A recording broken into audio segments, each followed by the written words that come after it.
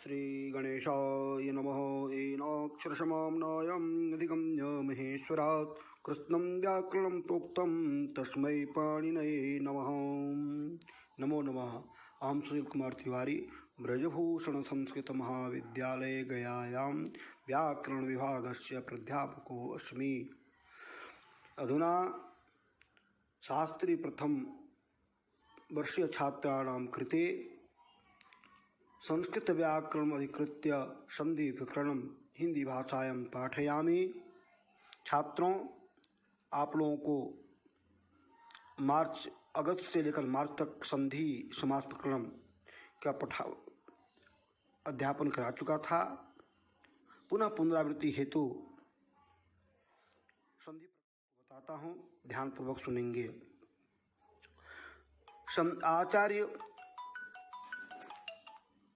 आचार्य वरदराजाचार्य द्वारा रचित लघु सिद्धांत कौमुदी रचना के अनुसार संधि के प्रमुख 3 भेद माने गए हैं: अच संधि, हल संधि, विसर्ग संधि। आचार्य भट्टोदि दीक्षित के शिष्य आचार्य वरदराजाचार्य ने इनमें से प्रकृति भाव संधि को असंधि में ही तथा स्वरादि संधि को विसर्ग संधि में मिला दिया है, जिसके कारण वर्तमान में संधि के प्रमुख 3 ही भेद ही स्वीकृत किए जाते हैं, यथा असंधि, हल संधि, विसर्ग संधि। असंधि वर्ण के आधार पर 8 असंधि में 8 भेद किए गए हैं: यण संधि, अयादि संधि, गुण संधि, वृद्धि संधि, दीर्घ संधि, पररूप संधि, पुरूप संधि, प्रकृति भाव संधि। तो सबसे पहले यहाँ हम यण संधि में पढ़ेंगे। ऑनलाइन माध्यम से कक्षा आपकी हो रही है। तो इको अणचि यह प्रथम सूत्र है। इकः स्थाने यण स्यात् संहितायां विषये शुद्धि उपास्य स्थिते। इक के स्थान में यण आदेश हो अच परे रहने पर संहिता के विषय में। इक यह षष्ठ्यंत पद है। षष्ठी स्थानीय योगा इस परिभाषा के बल पर स्थाने अर्थ किया गया है। यण यह प्रथमांत पद है, अतएव विधेय है। असति बाधक के प्रथमाया विधेय विभक्ति त्वम, अर्थात यदि कोई बाधक न हो तो प्रथमा विधेय विभक्ति होती है। प्रथमांत पद विधेय का बोधक होता है। इस सिद्धांत के आधार पर अति यह पर सप्तमी है, संहितायाम का अधिकार आता है। इस प्रकार उक्त अर्थ निकलता है। उदाहरण के लिए शुद्धि उपास्य यह प्रयोग दिया गया है। पर इसमें संदेह होता है कि यहाँ 3 इक है और तीनों परे अच भी है, फिर किसके यण आदेश किया जाए। एक इक के सकार उत्तरवर्ती उकार है, दूसरा धकारोवर्ती ईकार है, तीसरा उपास्य में उकार है। प्रथम उकार के आगे अच इकार है, इकार के आगे अच उकार है, उकार के आगे अच पकारो उत्तरवर्ती अकार है। ऐसी दशा में क्या होना चाहिए, इस निर्णय के लिए आगे परिभाषा दी जाती है। तस्मिन् नीति निर्दिष्टे पूर्वस्य सप्तमी निर्देशेन विधीयमानं कार्यं वर्णांतरेण अभिहितस्य पूर्वस्य बोध्यम। इसका अर्थ हुआ, सप्तम्यंत पद का उच्चारण कर जिस कार्य का विधान किया जाता है वह कार्य वर्णांतर अव्यवहित व्यवधान रहित पूर्व वर्ण के स्थान में होता है। तात्पर्य, जिस वर्ण के परे रहते जिस वर्ण का कोई कार्य विधान किया है उस दोनों वर्णों के बीच में कोई दूसरा वर्ण नहीं आना चाहिए। जैसे इको अणचि सूत्र में अच परे रहते को यण विधान किया गया है। इसके लिए इको और अच के बीच में कोई दूसरा वर्ण नहीं आना चाहिए। इको अणचि सूत्र में अचि यह सप्तम्यंत पद कहा गया है। अच परे रहते हुए कार्य का विधान किया गया है, अतः इस सप्तमी विभक्त्यंत पद अचि से जिसका बोध होगा उसमें अन्य वर्ण का व्यवधान से रहित पूर्व वर्ण की ही यण कार्य होगा। शुद्धि उपास्य इस उदाहरण में सकारोत्तरवर्ती उकारो अच धकारोवर्ती इकार के बीच में धकार का व्यवधान है, तथा उपास्य के उकारों पर अच पकारोवर्ती आकार के बीच में पकार का व्यवधान है, अतः दोनों के स्थान में उक्त नियम के अनुसार कार्य नहीं हो सकता। धकारोत्तरवर्ती इकार से पर जो उपास्य का उकार है अच उससे पूर्व इकार के मध्य में किसी अन्य वर्ण का व्यवधान नहीं, इसलिए धकार उत्तरवर्ती ईकार को ही यण हो सकता है। फिर भी एक यहाँ संदेह बना ही रह जाता है। छात्रों, ई के स्थान में यण करेंगे तो परंतु यण यहाँ 4 है, एक ही है, यर वही 4 यण है, किसको किया जाए? इस संदेह को दूर करने के लिए दूसरी परिभाषा दी जाती है स्थानांतरतमः प्रसंगे सति सदृशतम आदेश स्यात् शुद्धय उपासेति जाते।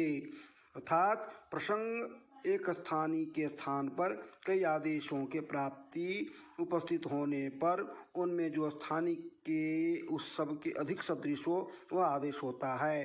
सादृश 4 प्रकार कहा जा होता है: स्थानकृत, अर्थकृत, गुणकृत, प्रमाणकृत। जहाँ अनेक प्रकार का सादृश प्राप्त हो वहाँ स्थानकृत सादृश ही लेना चाहिए, कहा भी है।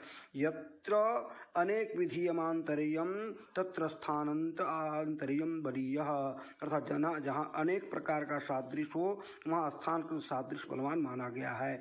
इसलिए इस उदाहरण में स्थानकृत सादृश से ही तालुक के स्थान समानता होने से के स्थान में यकार आदेश हो गया। तो वह शुद्धय य उपास्य। अब दूसरा आगे का सूत्र है अनुचीच। अस्य परे यर को विकल्प से द्वित्व होता है, पर यर के आगे हो तो नहीं। अतः परस्यरो देवास्तो न तो त्वचित यकार से द्वित्वम। तो शुद्धय उपास्य इस प्रयोग में अच्छ सकारोवर्ती उकार से परे यर धकार है, उसके आगे पर भी नहीं है, यकार है जो व्यंजन, अतः धकार को द्वित्व होकर सुध ध य उपास्य ऐसा रूप हो गया। झलाम इति झलाम जसी झलोम झलम स्पष्टम इति पूर्व धकार से धकारः। यहाँ झलों को जस होता है, जस परे रहने पर सूत्र की वृत्ति न देकर स्पष्ट कर दिया है। का तात्पर्य है कि इसकी अनुवृत्ति नहीं लानी पड़ती है। झल का यहाँ षष्ठ्यंत पद है, स्थानीय का बोधक है। जस यह प्रथमांत विधेय का और जसी यह सप्तमांत निमित्त का बोधक है। स्थानीय विधेय आदेश और निमित्त इन तीनों ही की आवश्यकता विधि सूत्र में होती है और यहाँ तीनों ही, इसलिए यहाँ अर्थ स्पष्ट है, इसलिए यहाँ पूर्व धकार को धकार होगा। तो सु ध ध य उपास्य यहाँ जो झल है पहला धकार उसके झस परे रहते, दूसरा धकार तीसरे प्रथमा धकार को धंतस्थान की समानता के कारण जस में धकार होगा। दूसरा धकार भी झल है, उससे परे झस नहीं है। झस यह झस प्रत्याहार में नहीं आता, तब पूर्व धकार के स्थान में धकार किए जाने से सु द ध य उपास्य ऐसा रूप बना। तो आगे का सूत्र है संयोगान्तस्य लोपः। संयोगान्त पदम तदंतस्य लोपः तदंतस्य लोपः स्यात्।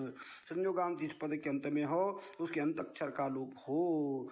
पदस्थ इस अधिकार सूत्र का इस सूत्र में संबंध होता है, यह विशेष है, और संयोगान्तस्य यह विशेषण।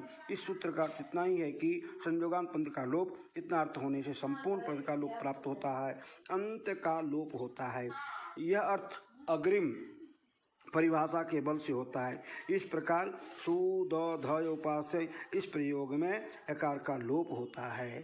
अलोन्तेति अलोन्तस्य षष्ठी निर्दिष्टो अंत्यादेश स्यात् इति अलोपे प्राप्ति है। षष्ठ्यंत का उच्चारण कर जहाँ आदेश का विधान किया हो वहाँ षष्ठ्यंत के द्वारा उदाहरण में जिसका बोध होता है उसके अंतिम वर्ण को आदेश हो।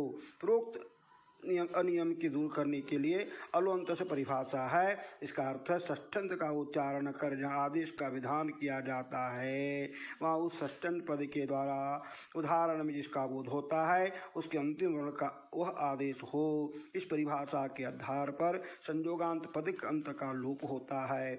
यह अर्थ पूर्व सूत्र संयोगान्तस्य लोपः का किया गया है। इससे यकार का लोप प्राप्त होने पर अर्थात यकार का लोप प्राप्त हुआ पर अग्रिम वार्तिक यण प्रतिषेधो वाच्य ने उसका निषेध कर दिया। संयोगांत पद का जो वर्ण यण है का लोप नहीं होता। यण प्रतिषेधो वाच्य उक्तान अनुक्तानां चिंता यत्र प्रवर्तते तद्ग्रंथं वार्तिकं प्राहु वार्तिक विचक्षणाः शुद्ध्योपास्य शुद्ध्योपास्य मध्वरी मध्वरी। शुद्ध्युपास्य इति जाते हैं। सुधी धन उपास्य, तो आगे इकोण से जण करके अंतिम से आपको उसको द्वित किए, द्वित करने में झलाम से आप दकार किए, दकार करने के बाद संयोगांत पद का लोप प्राप्त हुआ, उसका निषिद्ध हो गया। अलुअंतस्य से यकार का प्राप्ति हुआ, यण प्रतिष्ठित द्वारा से शुद्ध्युपास्य से इस प्रकार से उसकी सिद्धि हुई। तो छात्रों, आप लोगों को मैंने ऑनलाइन माध्यम से एक पुनरावृत्ति कराया। आप इस प्रकार से आपको आगे का भी अध्ययन कर लेना है और हमको बताएंगे। मैं आपको उत्तर पुस्तिका के अभ्यास पुस्तिका के माध्यम से आपको मैं मटेरियल भेज रहा हूँ, उसको देखकर आपको देखेंगे। ओम अलम अलम को बताता